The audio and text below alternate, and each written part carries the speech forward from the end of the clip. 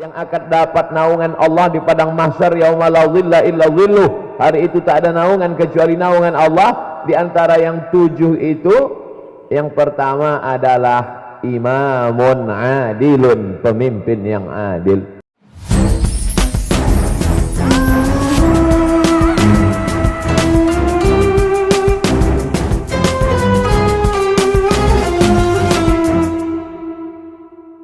Wasallam menyambung silaturahim dengan kerabat zuriat Rasulullah sallallahu alaihi wasallam. Ahabbu ilayya, lebih aku sukai, lebih aku cintai, min an asila ila qarabati, daripada menyambung silaturahim dengan kerabatku sendiri. Yang bicara begitu adalah orang yang dijanjikan Allah Ta'ala masuk ke dalam surga, al-ashrah al-mubasyaruna bil jannah, 10 di antara sahabat Nabi yang dijamin masuk dalam surga Jannatul Firdaus. Dan bil khusus lagi masuk surga itu ada dari pintu Babur Rayyan, ada dari pintu Babus Shalah, ada dari pintu Babul Jihad. Tapi ada seorang sahabat kata Nabi masuk surga min haitsu sya'a, dari pintu mana saja yang dia sukai. Di antara sahabat Nabi yang masuk surga sesuai pintu mana yang dia sukai adalah Sayyidina Abu Bakar Siddiq. Meskipun begitu dia berkata, aku lebih suka menyambung silaturahim dengan kerabat keluarga Rasulullah daripada menyambung silaturahim dengan keluargaku sendiri. Maka Abdul Somad datang ke Sampit, Kota Waringin Timur, Kotim. Salah satunya adalah menyambung silaturahim dengan zuriat Rasulullah sallallahu alaihi wasallam. Para habaib yang tak dapat saya sebutkan satu persatu, insya Allah kita semua dimuliakan Allah subhanahu wa ta'ala. Amin ya rabbal alamin. Ada manusia ini yang mengalir darah Nabi dalam dirinya, tapi ada satu lagi darah Nabi tidak ada mengalir, tapi di mereka disebut dengan pewaris para Nabi, yaitu yang di dalam hati dan pikiran mereka ada Al-Quran dan sunnah Nabi Muhammad sallallahu alaihi wasallam. Mereka itulah yang disebut dengan al-ulama warasatul anbiya. Maka dua-duanya ada di sini. Habaib ada, ulama ada. Abdul Somad pencinta habaib dan ulama. Bukan banyak juga beberapa orang nanya saya, Ustaz Somad zuriat Nabi, Nabi Adam ya, gitu saya. Nabi Muhammad tidak. Tapi insya Allah saya mudah-mudahan diakui menjadi umat Nabi Muhammad sallallahu alaihi wasallam. Bukan karena amal saya, bukan karena doa saya, tapi karena amin yang keluar dari mulut hamba-hamba yang dicintai Allah. Tidak tahu entah dari bibir yang mana doa itu menembus pintu-pintu langit. Itulah makanya kita selalu meminta doa orang. Hidup ini cuma 2, meminta doa, didoakan, mendoakan. Ada kalanya kita mendoakan, ada kalanya didoakan. Tapi saya yakin hidup saya lebih banyak didoakan oleh orang-orang soleh. Saya alhamdulillah menyampaikan tausiah ini dari pulau terujung kilometer 0. Kilometer 0 di Pulau Sabang sampai ke Sorong, Papua. Lalu kemudian di beberapa di luar negeri sempat datang, ada yang bisa, ada yang cuma sampai airport, ada yang diusir, macam-macam. Jadi untuk mengingat itu kadang sulit, karena satu hari kadang pengajiannya bisa beberapa kali, jadi nggak ingat semua. Jadi yang beberapa yang kita ingat yang berkesan itu sesuatu yang unik, yang aneh. Di antara yang berkesan di antara seluruh tempat tausiah itu di Kalimantan Tengah ini, karena di situ satu-satunya dijemput, disetir, disupir langsung oleh gubernur itu di Kalimantan Tengah. Nah itu, jadi mudah ngingatnya. Kadang namanya lupa, wajahnya lupa, tapi kalau ditanya orang, itu dulu ada itu yang disupir, setir langsung sampai hari ini. Nah itu, sampai tadi beliau yang setir langsung. Mudah-mudahan dipanjangkan umurnya, dijadikan Allah kekuasaannya dipakai untuk menolong agama Allah, untuk mengangkat derajat la ilaha illallah Muhammadur Rasulullah. Karena kata Nabi SAW, sab'atun, 7 golongan, yuzilluhumullah, yang akan dapat naungan Allah di padang mahsyar yauma la dhilla illa dhilluh. Hari itu tak ada naungan kecuali naungan Allah. Di antara yang 7 itu, yang pertama adalah imamun adilun, pemimpin yang adil. Mudah-mudahan Kalimantan Tengah diberikan pemimpin yang adil dan amanah. Kemudian hadir pula bersama kita Haji Fauzan, beliau putra asli dari Sampit, lalu kemudian diberikan Allah SWT kesempatan, diberikan Allah rezeki, diberikan Allah umur panjang, mendampingi para habaib dan ulama berdakwah, termasuklah kunjungan saya kali ini. Lalu kemudian Haji Awai, yang sudah bersusah payah, insya Allah segala tetes peluh keringatnya dibalas Allah SWT. Tentu yang terkhusus adalah Bapak Bupati, karena bagaimanapun juga kalau tidak ada izin kita tidak bisa datang. Beberapa pengajian saya batal karena Bupati tidak memberikan izin, padahal saya sudah mengurus rapid test. Jadi para habaib dan ulama tidak perlu takut, karena saya tidak akan mungkin bisa sampai kemari kalau tidak lulus rapid test. Fit and proper test mungkin nggak lulus, tapi rapid test lulus insya Allah.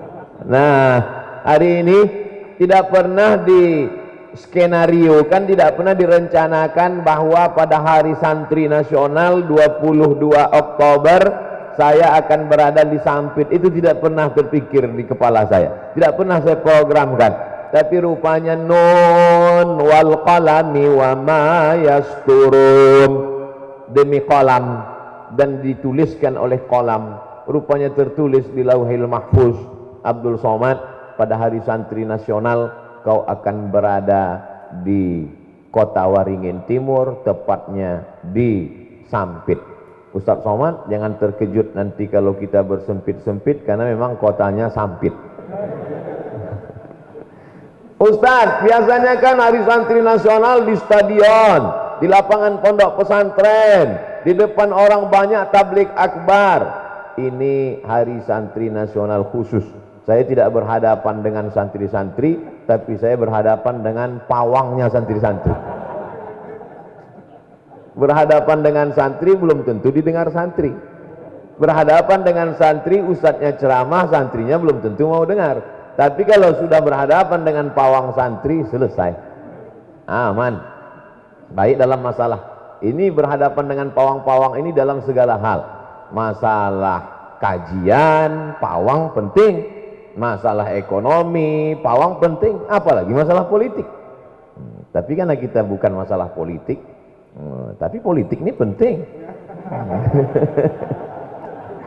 Oleh sebab itu maka kehormatan yang luar biasa. Tentara-tentara yang gagah perkasa, polisi-polisi dengan seragam yang tegap, yang berotot, yang hebat, itu tidak bisa bergerak kalau tidak ada ruh.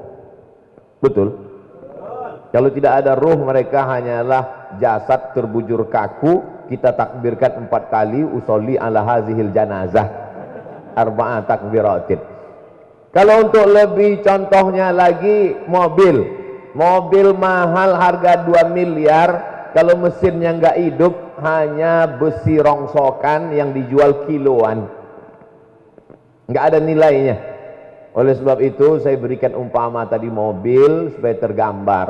Mobil dimuliakan orang, disayangi. Berapa banyak mobil lebih dulu dicuci mobilnya, malah yang punya belum mandi, saking sayangnya. Tapi begitu mesinnya tidak hidup, sudah dipanggil berapa teknisi, enggak juga, karena mobil ini ternyata limited edition.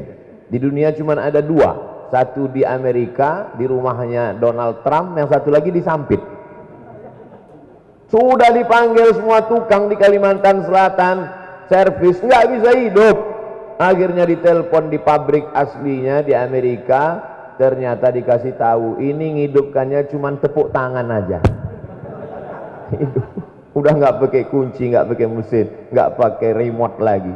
Nah, jadi memang ini saya kasih satu perumpamaan, begitulah agaknya hidup manusia ini. Jadi kita ini yang menghidupkan kita ini Abdul Somad, dari mulai ujung kaki sampai ujung rambut, ini hanyalah calon jenazah yang akan mati menghadap Allah. Lalu kenapa masih bisa tegak berdiri di hadapan orang-orang mulia ini? karena masih diberikan Allah detak jantung. Maka kata Nabi, ala fil jasadi mudghah, ketahuilah di dalam jasad ini ada segumpal. Idza salahat salahal jasadu kulluh, kalau yang segumpal, sekepal, segenggam ini baik, maka yang lain ikut menjadi baik. Tapi kalau dia sudah rusak, maka yang lain ikut menjadi rusak. Secara zahir dan batin itu memang yang dikatakan Nabi. Yang paling ngerti ucapan Nabi ini adalah dokter. Makanya penyakit yang paling ditakuti ya penyakit segumpal ini, penyakit jantung. Si Anu yang kemarin ikut, kemana dia sekarang? Udah meninggal Pak Ustadz. Kenapa? Serangan jantung.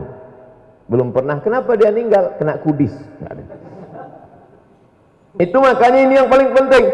Jadi kalau dalam diri ini yang paling penting jantung, disitulah letak iman, disitu letak Islam, disitu letak takwa, disitu letak warak, disitu letak zuhud.